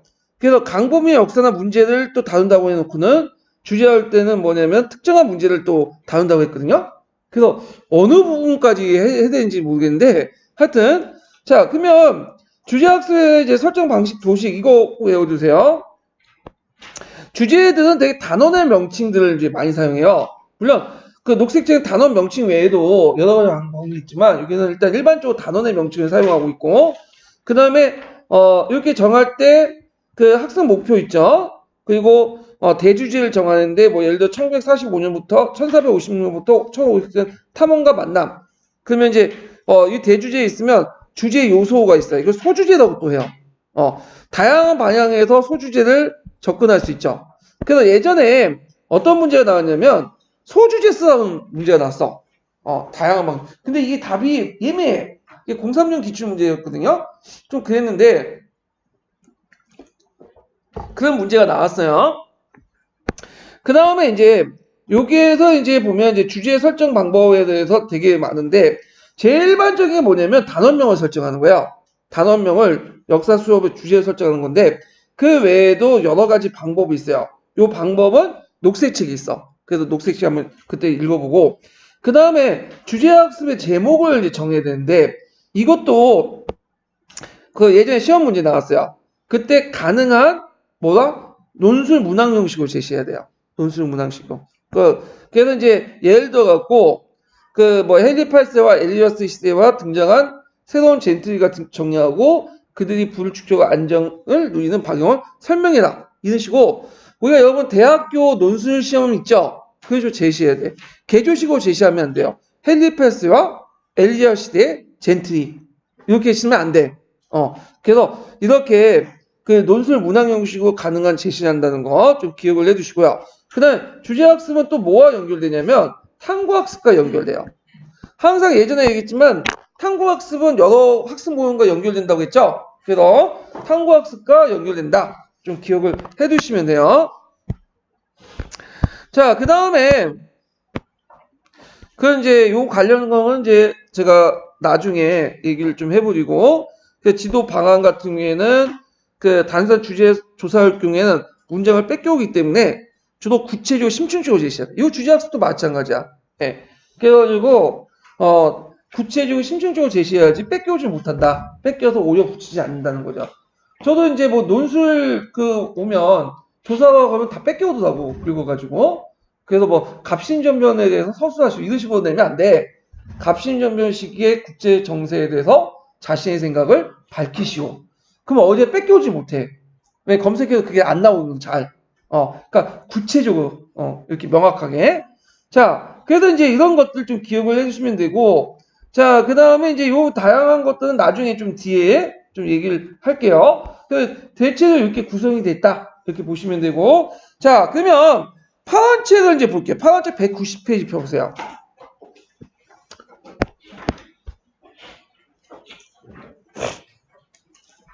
자, 파란 책의 주제학습하고 녹색책 주제학습이 상당히 좀 많이 틀려요. 그 내용 자체가.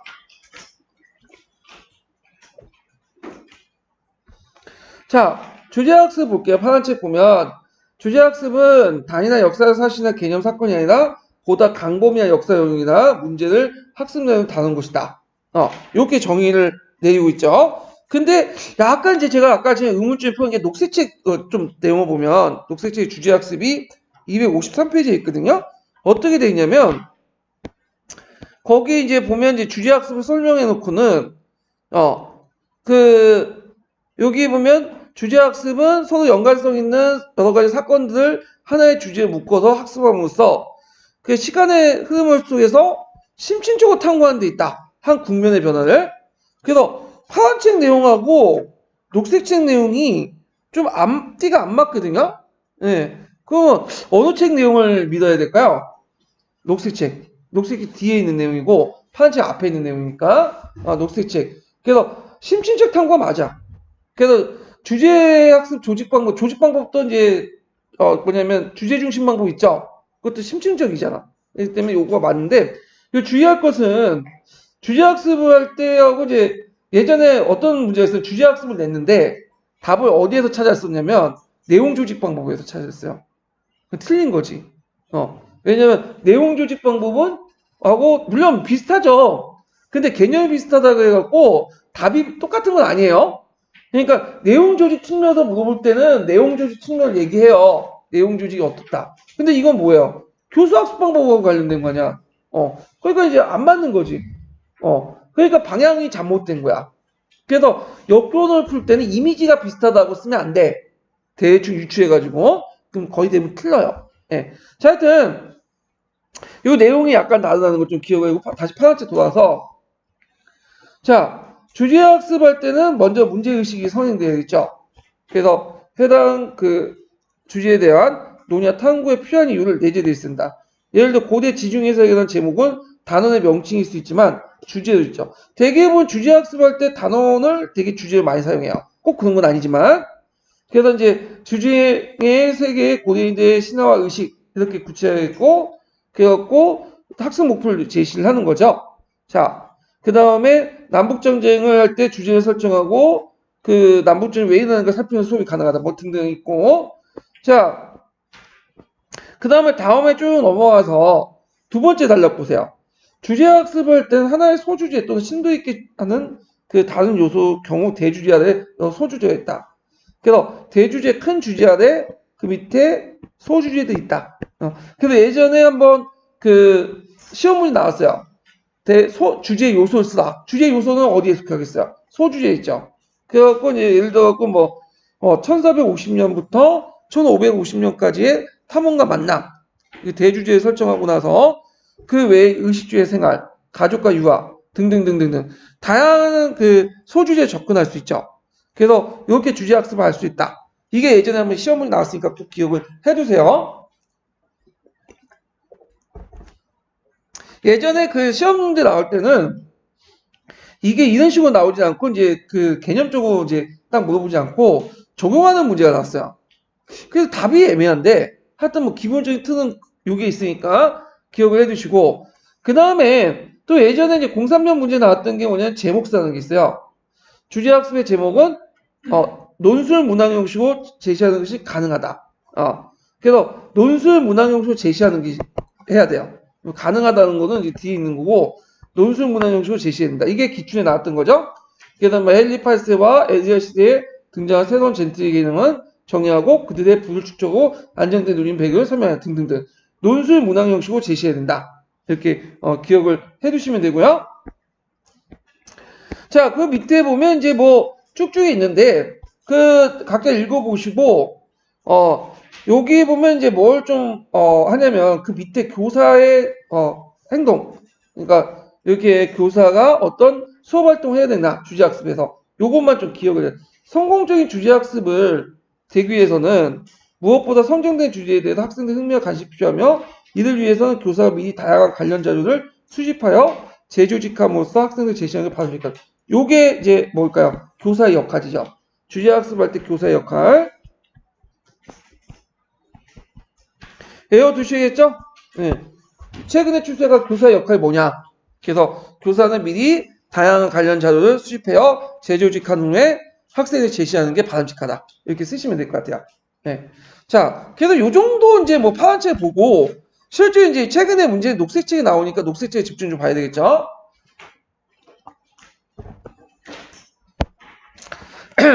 자, 일단은 이제 그 녹색책에 보면 그 변화를 이제 심층적으로 이해하고 이런 것도 있다는 걸 좀 기억을 보시면 되고 여기 보면 이제 그 주제학습을 위해서 먼저 주제를 선정할 필요가 있다. 이게 먼저 선정한 그 내용이죠. 잠깐만요. 여기 보니까 있네. 제가 잘못 이해했어요. 그 파란책이 잘못된 게 아니라 파란책 내용을 여기 있네요. 사건 개념보다 큰 범죄의 역사를 가제를 해결하는 인터. 그러니까 이제 사건과 개념보다 크다는 거고 이 말은 이거네. 상대적으로 이제 보시면 될 것 같아요. 제가 좀 할게. 주제라는 것은 그 사건이나 사건학습이나 개념학습보다 좀 넓은 범위에 있다는 거야. 예. 그렇지만 분야보다는 좀 작은 범위에 있는 거죠. 그래서 요 주제할 때 심층적으로 봐야 된다. 요런 의미네요. 네, 좀 수정해 주세요. 그래서 사건과 개념보다는 상대적으로는 큰 범주고, 그렇지만 분야보다는 뭐냐면 그 한 국면의 변화를 심층적으로 연구한다. 요 주제는.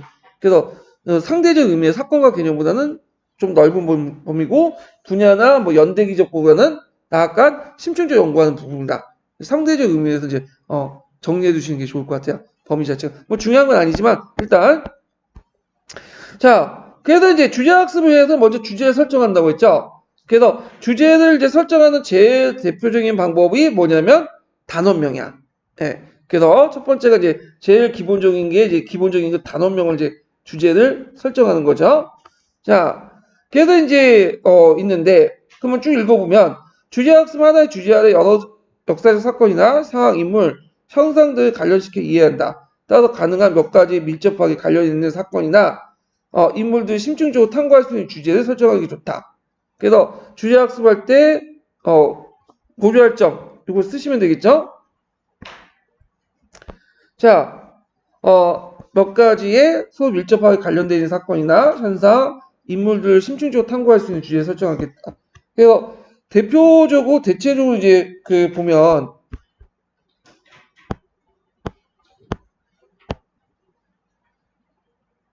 주제라고 하면 교과서에는 단어명을 생각하게 된다. 그래서 예를 들어서 조선전기의 문화, 뭐 조선시대 과학기술 발달 등등. 자, 그래서 단어를 주제로 활용하는 것이 한 방법이다. 그래서 있고, 그래서 그러한 주제에 대한 심층적 탐구에 대한 탐구 능력과 문제 해결을 신장시키는 목적을 한다면 두 가지 이상의 문제를 탐구하는 해결하면서 그 문제를 선정하는 것이 좋다. 그러니까 단원명이 이제 첫 번째 케이스고 여기가 두 번째고 요거는 요거와 연결되겠죠 지금. 네. 그래갖고 두 가지 이상의 문제점을 한다. 그래서 그 두 가지 문제점을 이제 하는 방법으로서 몇 가지 예를 지금 쭉 들고 있어요. 첫 번째가 뭐냐면 그 첫 번째 예요. 두 가지 문제를 단원명 외에도 두 가지 이제 문제를 연결하는데 소주제와 사건들을 연결시켜 주는 거예요. 그래서 이걸 통해서 역사의 지형도를 그릴 수 있도록 주제를 설정하는 방법. 이 하나의 방법이다. 소주제와 사건들. 자, 예를 들어서 조선시대 가족제도와 변화 양반 여성의 생활. 이건 뭐겠어요? 소주제죠. 그리고 이 경우에 이제 관련돼 갖고 탐구 활동하는 거야. 그래갖고 이제 조선시대 가족이 어떻게 되어 있고 그 방향이 어떻게 변하는지 검토하고 그리고 가족제도와 그 다음에 여성에 관련된 어떤 제도가 됐는지 등등등. 이게 첫 번째 유형이죠. 소주제와 사건들 연결시켜서 있고. 자, 그 다음에 두 번째 경우가 이제 뭐냐면 주제 탐구의 범위가 작은 예를 들면서 이렇게 이제 있는데 예를 들어갖고 이제 이것도 이제 소주제와 관련된 거네요. 예. 그래서 요와 관련된 게 첫 번째 얘가 이거고 얘가 예문이 1이고 그 다음에 주제 탐구와 같은 또 소주제와 관련된 게 예문 2죠. 예문 2에서는 뭘 하면 조선시대 세종시대 시기제작의 당긴 통치 이념 등등 해갖고 이렇게 이제 해가지고 쭉 제시하는 거죠. 그래서 이미 그래서 이거 장점에서 쭉 이게 조선의 통치 이념을 실마리 시계 제작 및 훈민정음 제작 볼 수 있고 통치 이렇게 있고 이렇게까지가 뭐냐면 소주제와 뭐와 연결시키는 거죠? 사건들 연결시키는 거야. 예, 이해되시겠죠? 그 다음에 두 번째가 뭐냐면 두 번째 요령이 뭐냐면 이건 비교 학습이야. 예, 그래서 이제 그 두 가지 연결 방법 중에 메소포타미아 항해와 연결시켜 주는 거죠. 이거는 이제 비교 학습인데 비교와 연결되는 건데 자, 이러한 과정에서 주제를 개별적으로 학습할 내용을 비교하고 종합적인 사고 과정을 통해 문제를 해결해 유도할 수 있다. 예. 그 다음에 이제 이렇게 해가지고 뭐냐면 주제를 설정하는 방법을 했어요. 그러면 정리해서 말하면 주제는 일단 첫 번째 제일 기본적인 방법이 뭐죠? 단원을 주제로 하는 거야. 제일 기본적인 방법이야. 근데 좀 더 탐구학습의 능력의 문제 해결을 목표로 한다면 단원보다는 두 가지 이상의 문제를 탐구하는 방법이 좋죠. 그래서 그게 구체적인 예문이 이제 두 가지 방법이 있는데 두 형이 하나가 소주제와 사건들을 서로 연결시켜 주는 거야. 그래서 그 예문으로서 조선시대 가족들의 번화와 양반 여성 생활 나왔고 그 다음에 또 조선의 세종 때 시계제와 당긴 통치 이념 나왔죠. 그 다음에 또 주제를 또 연결시켜주는 방법 두 번째 유형이 뭐냐면 두 개의 주제를 비교시켜주는 방법이야. 그 예문을 든 게 뭐냐면 예전에도 기초에 나왔던 비교학습 방법에서 나왔던 메소포타미아 항하 시대 때의 도시 문명을 이렇게 주제 설정해서 비교를 하는 거죠. 그래서 이 주제를 비교학습을 통해서 하는 것은 개별적인 학습 내용을 비교하고 종합적인 사고 통해서 문제를 해결을 유도한다. 그래서 이걸 이제 기억을 해주시면 될 것 같아요. 그래서 이제 주제 이거는 이걸 할 때 이제 학생들이 어떤 유형점을 쓴 건가 있는 거고요. 자, 그래서 이제 주제 학습을 이제 이렇게 주제를 설정했어요. 그 다음에 실제 이제 뭐냐면 교수 학습 방법을 해야 되겠죠. 근데 교수 학습 방법 여러 가지가 있는데 여기에서는 뭐와 연결시키냐면 주제 학습과 탐구 학습을 연결시켰어요. 네, 주제와 탐구 학습을. 예. 자, 그래서 이제 주제 탐구 학습은 이제 학생 주도의 탐구 학습을 구성되기 위해서는 탐구의 방법을 우선 안내할 필요가 있다. 그래갖고 이제 절차 과정을 이렇게 쭉 얘기하고 있거든요.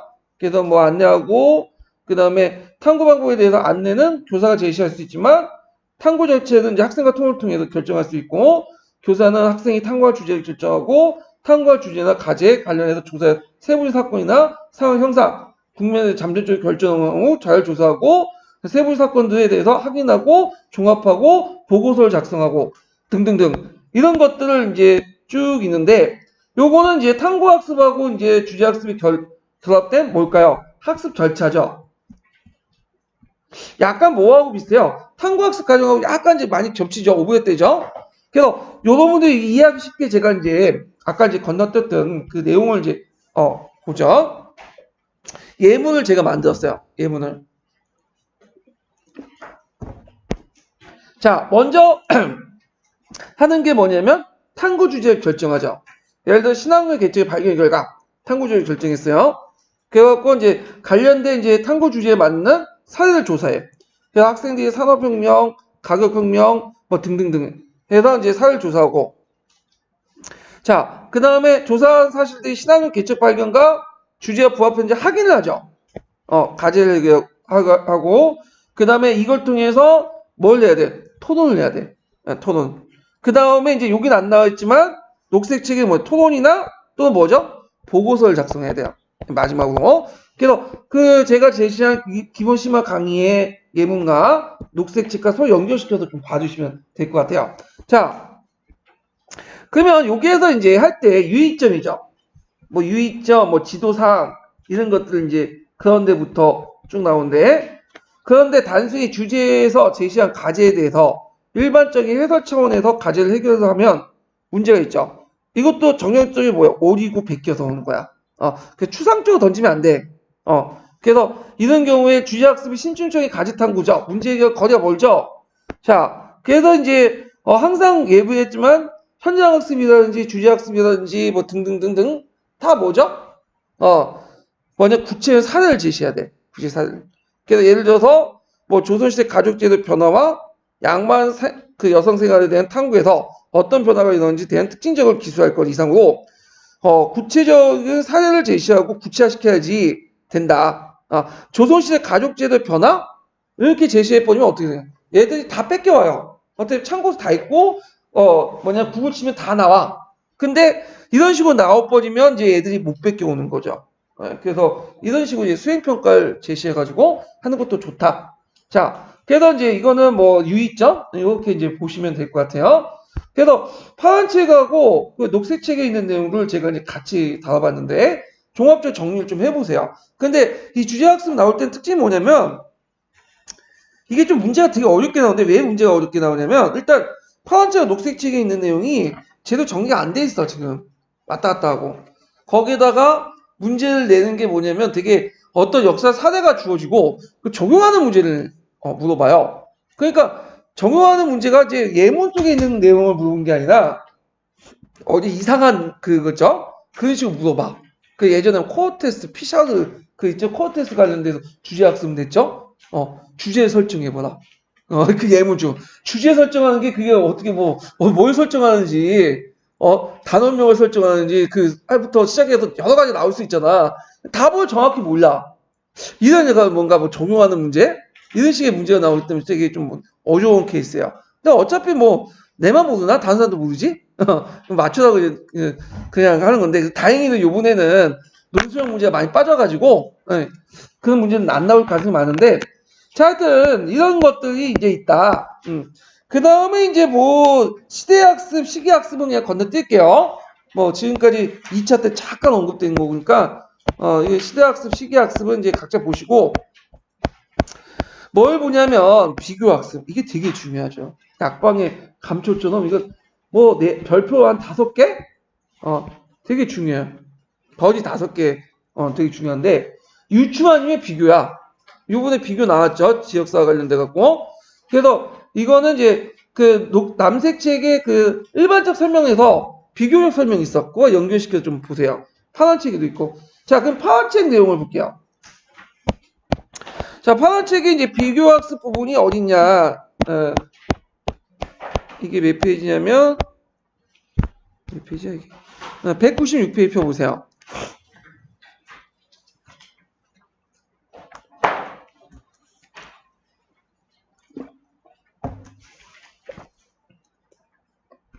자, 역사에는 개별적 사실의 독자성에 대한 이해뿐만 아니라 유사하거나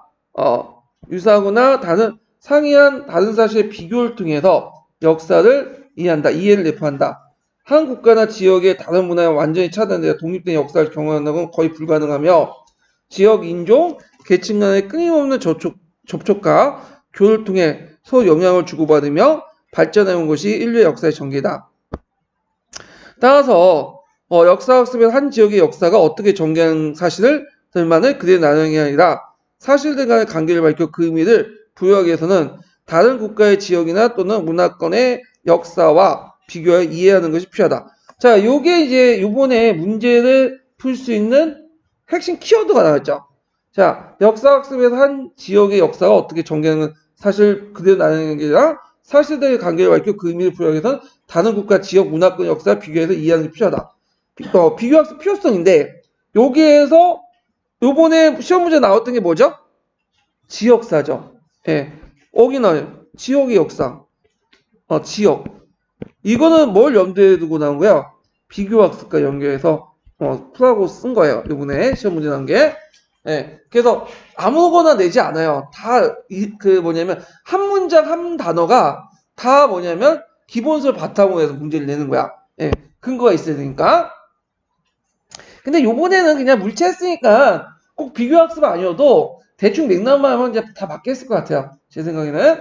자, 그래서 이제 그렇다고 해서 모든 역사적 사실이나 사건의 비교를 통해서 이해할 수 있는 것이 아니므로 비교가 필요하거나 가능한 대상을 설정해서 학습의 주제를 설정해야 된다. 뭐 등등 있고.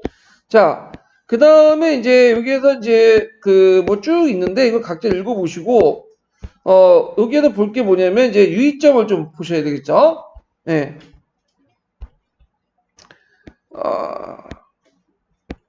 자, 유의점을 이제 보면 그 밑에 보면 여기부터네요. 예.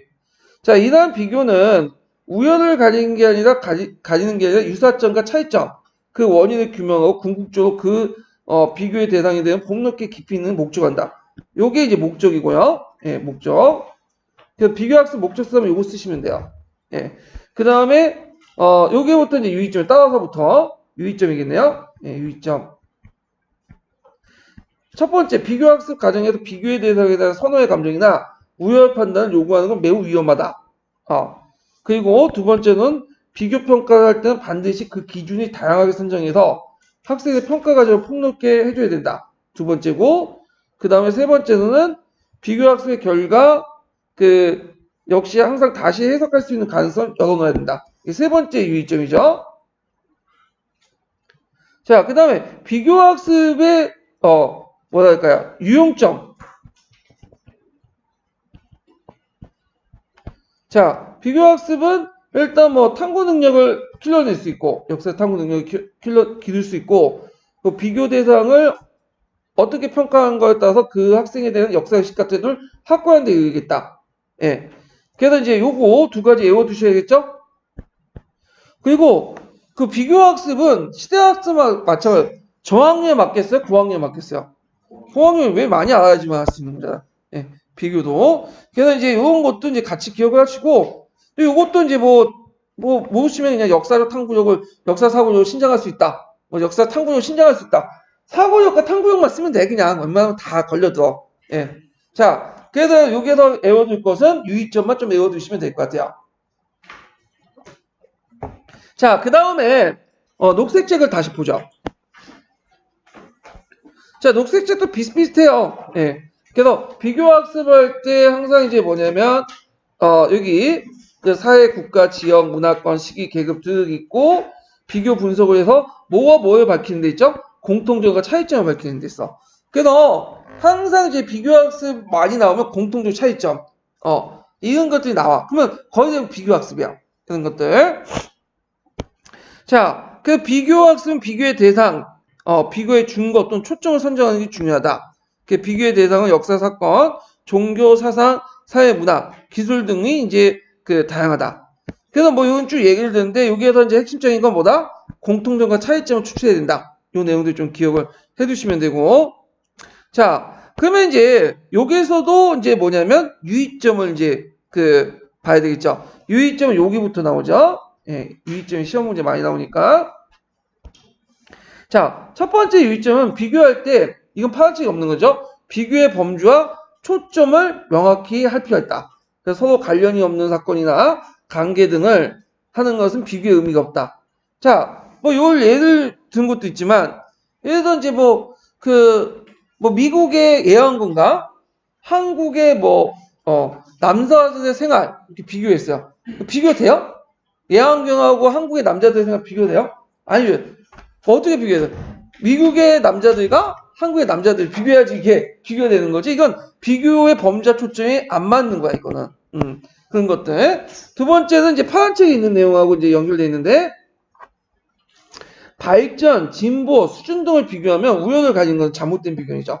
편견을 초래할 수 있다. 그래서 이거 있고, 그래서 이제 따라서 비교를 할 때는 방식의 추천의 내용은 다른 관점에 다른 증거에 있고 해서 달리 해석할 수 있는 여지를 염두에 둘 필요 있다. 예. 그래서 아까 지금 새로운 사실도 있으면 여러 가지 것들이 나올 수 있다는 것을 좀 기억을 할 필요가 있다는 거죠. 자, 그래서 이제 이렇게 세 가지 여기 나왔는데 파란색 내용은 겹쳐요. 예. 다만 이 부분만 좀 이제 녹색책에 있는 내용이에요.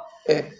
자, 그래서 이제 요 내용도 이제 비교학습. 근데 비교학습에서 만약에 여러분이 틀렸다.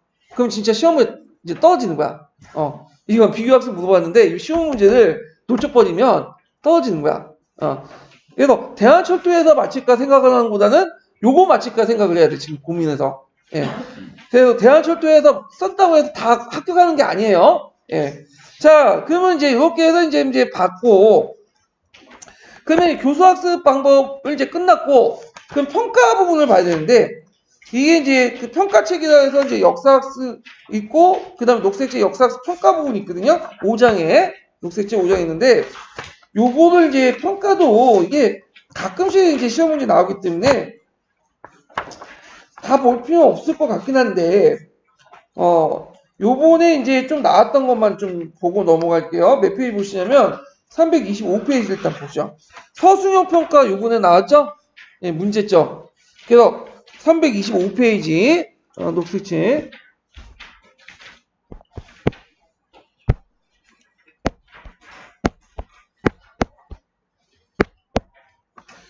서술평가 유의점인데 이것도 평가책에 있어요. 근데 평가책 구의 안 받아.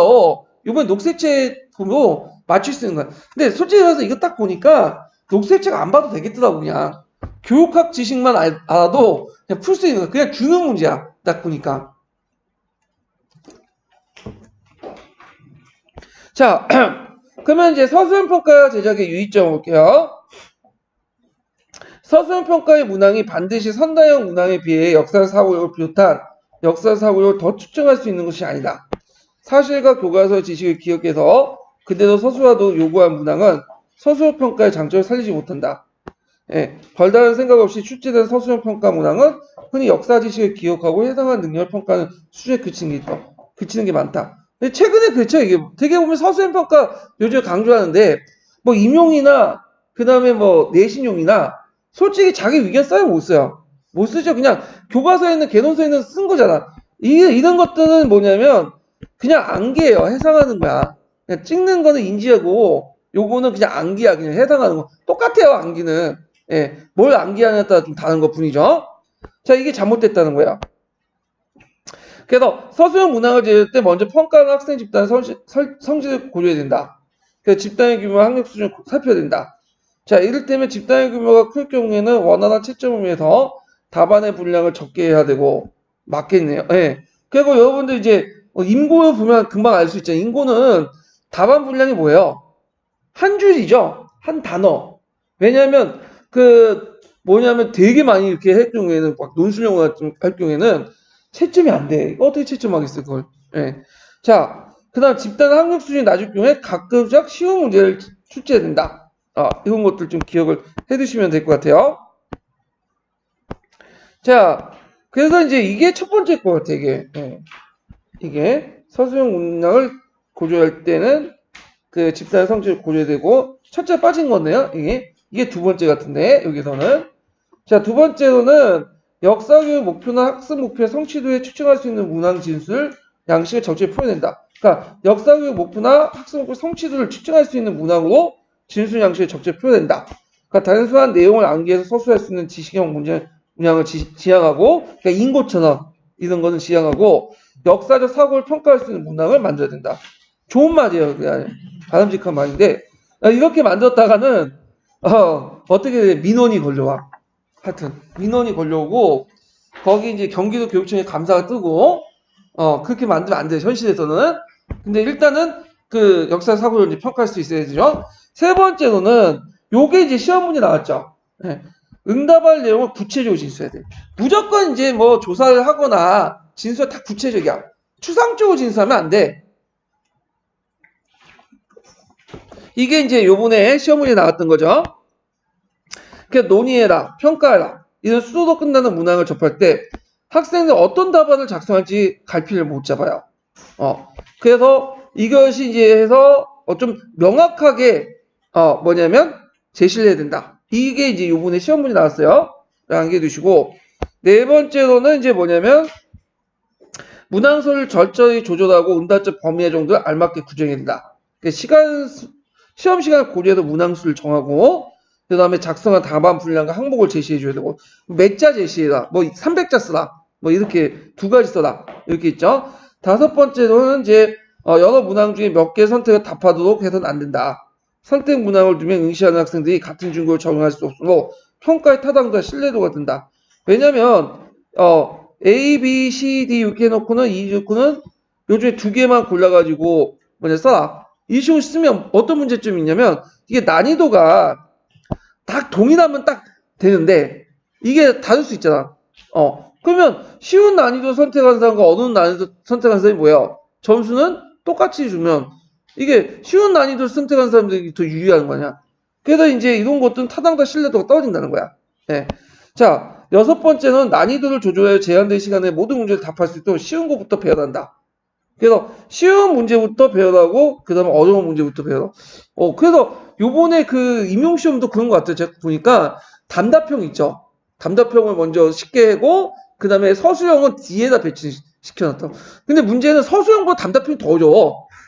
요번에 문제 보니까. 그러니까 서술형은 그냥 상식적으로 쓸 수 있는데 단답형은 뭐 코인도 동맹, 캐노나 전투, 모르겠어. 무슨 전투인지. 흥하진 전투 몰라.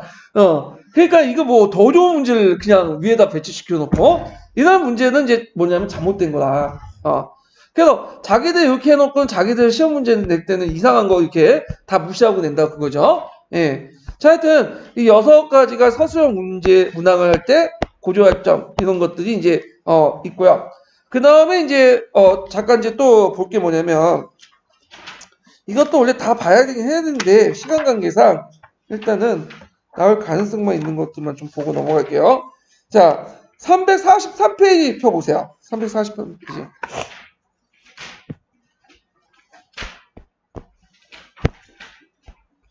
이게 잘못 썼네.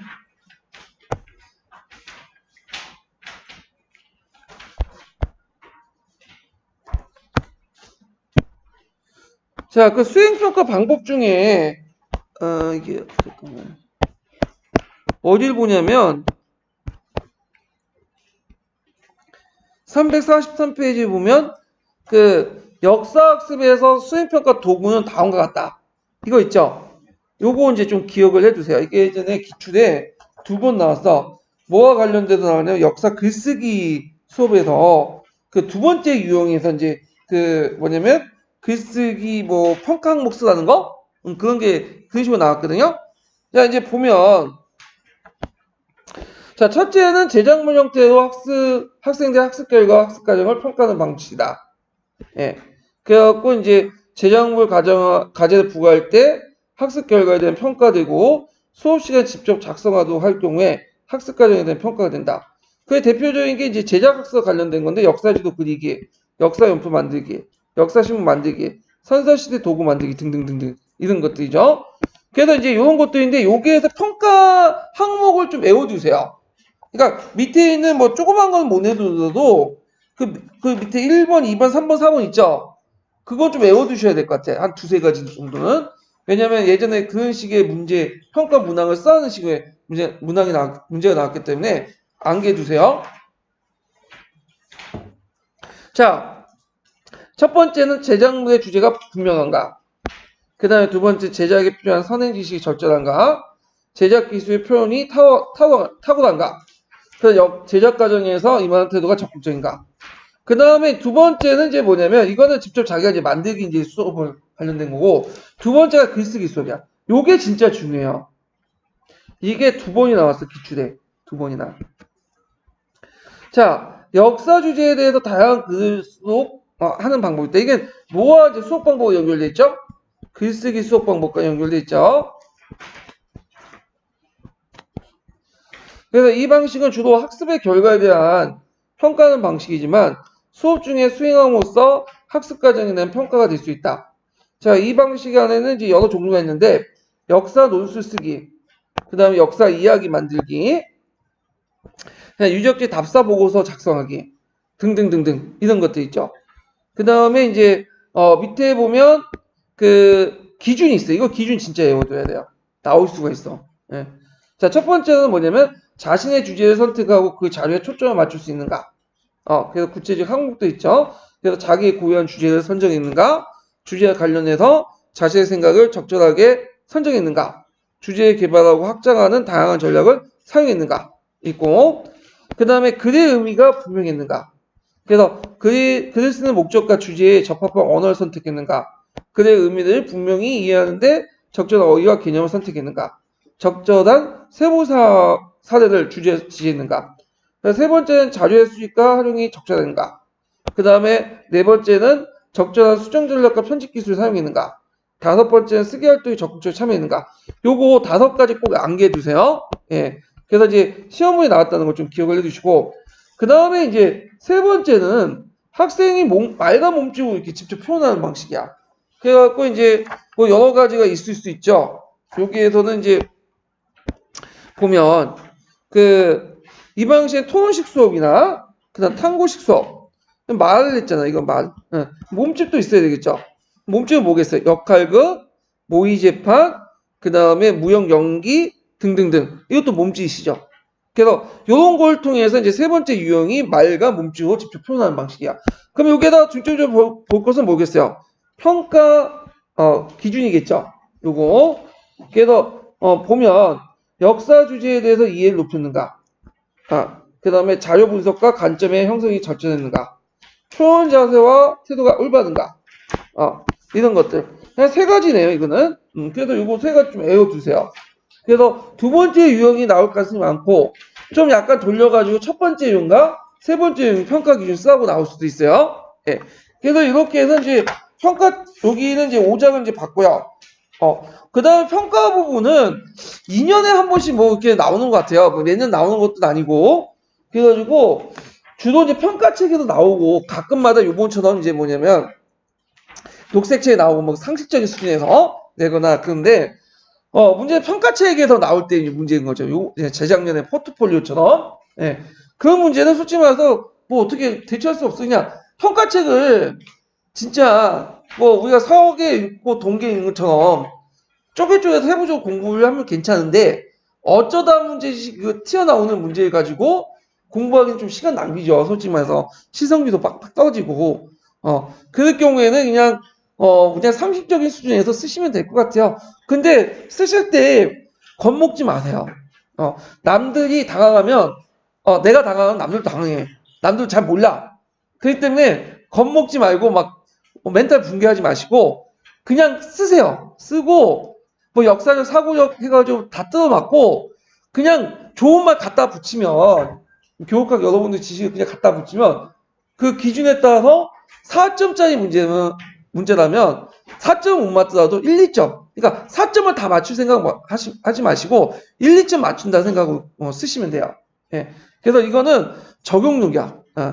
그래서 이론적인 것도 중요하지만 실제 전투에 갔을 때 적군들이 막 몰려올 때 당황하지 않고 싸우는 것도 필요하거든. 적용력. 그래서 이런 것도 이제 필요하니까 좀 기억을 해주시고요. 자, 여기에서 이제 녹색 책 다 끝났고, 그러면 이게 다 끝내는 게 아니죠. 그러면 파란 책을 보셔야 되죠. 파란 책. 자, 그럼 파란 책으로 넘어갈게요. 파란 책은 예전에 못했던 거 있죠? 파란 책만 있는 것도 있어요. 그래서 교육과정 부분인데, 교육과정 부분을 따로 치려고 했는데, 그냥 여기에 사는 게 낫겠네, 그냥. 자, 파란 책 부분을 이제 보고 넘어갈게요. 파란 책을 몇 페이지 펴보시냐면요. 우리 언제 시작했죠, 근데?